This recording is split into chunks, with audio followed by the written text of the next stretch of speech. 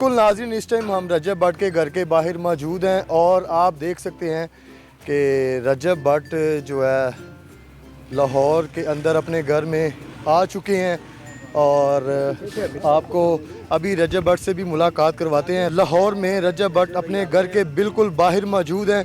जैसा कि आप देख सकते हैं स्क्रीन में, रजब भट्ट भी यहाँ पे मौजूद हैं। इनसे भी बात करते हैं और इनमें इधर यहाँ पे फ़ैन फॉलोइंग की जो तादाद है वो काफ़ी ज़्यादा है और इनका जो है वेलकम यहाँ पे किया जाएगा अभी। जी बिल्कुल नाज़रीन, इस टाइम रजब भट्ट जो है अपने घर के भट्ट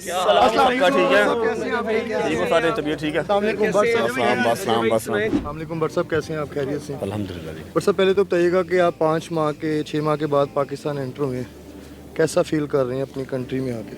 अपनी कंट्री में अपने घर आके बिल्कुल मुकम्मल सा फील हो रहा है और चाहे जितने मर्ज़ी तरक्की याफ्ता मुल्क हों, हर आसाइश हो, लेकिन जहाँ पर आपके अपने लोग नहीं हैं ना, वो बेगाना ही है।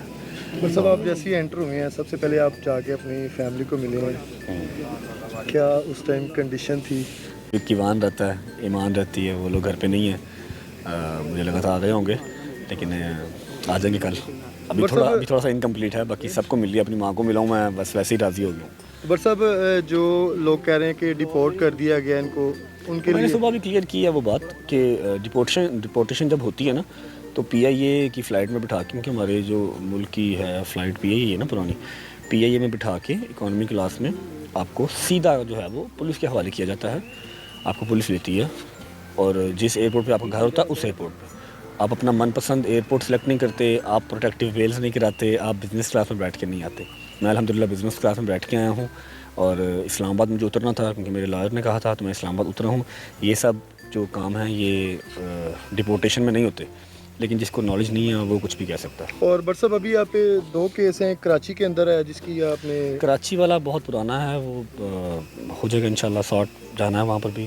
10 डेज़ का हमें जो हैं हमारे ऑनरेबल जज साहब उन्होंने टाइम दिया, बेल दी है, विद इन 10 डेज़ वहाँ जाएंगे, वहाँ पर पेश होंगे। लाहौर में भी जो कुछ भी, मुझे तो पता भी नहीं कौन से हैं कितने नहीं हैं।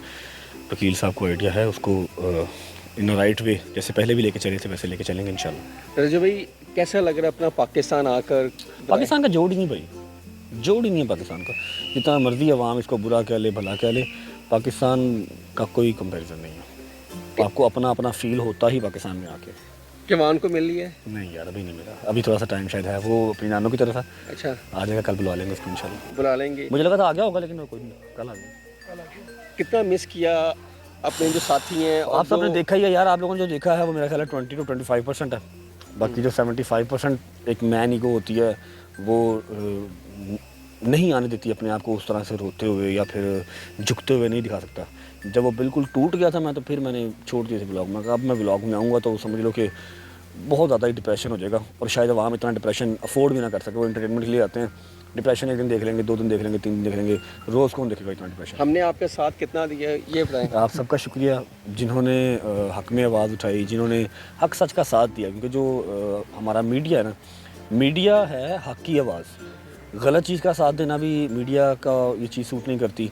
और बिल्कुल जो है ना वो आप सब ने, मैं आप सबको बड़ा अप्रिशिएट करता हूँ। आप हो गए, उमर हो गया और हमारे भाई, ये भाई, शाहिद भाई, सबका मैं शुक्रिया अदा करता हूँ। आप लोगों ने जितना भी साथ दिया, जितना मैं शुक्रिया अदा कर लूँ उतना कम है। और जिन्होंने नहीं भी दिया वो भी खुश रहें यार, बस। हाँ, बस तुहाडे तो रिक्वेस्ट होगी कि यार हक सच की गल करा करो, एवें तुसी मिर्च मसाला तड़के से जोड़ा है ना गलत गल्लां ना करा करो।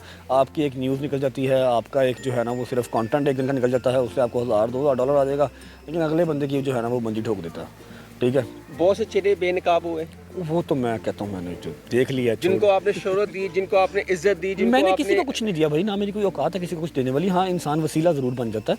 मैं बहुत पॉजिटिव रहा हूँ बहुत लोगों के लिए, मैं बहुत कह लो कि पोलाइट रहा हूँ, बहुत ज़्यादा अवेलेबल रहा हूँ बहुत ज़्यादा लोगों के लिए। लेकिन जब टाइम आया, जब मैंने देखी कि चीज़ें कि यार अब मेरी बारी है कि ये मेरे लिए स्टैंड लें, तो मैं बैग से बिल्कुल खाली था। कुछ चंद लोग होंगे, चंद लोग जो मेरे पीछे थे, बस। अब वो गलती तो नहीं करेंगे, बहुत कुछ सीख लिया आपने। नहीं, बस अब और मज़ीद। अच्छा भट्ट साहब, लास्ट टाइम भी हमने आपसे बात की थी कि सिक्योरिटी इशू, जब यहाँ पे आपको पता है कि आपके फैंस आते हैं, उसके हवाले से क्या आपको यहाँ पे सिक्योरिटी प्रोवाइड की जाएगी? पर्सनल गार्ड तो आपके साथ होती है ना, देखें जैसे यहाँ पे आते हैं, लास्ट टाइम यहाँ पे आपके घर के बाहर भी हमला हुआ है।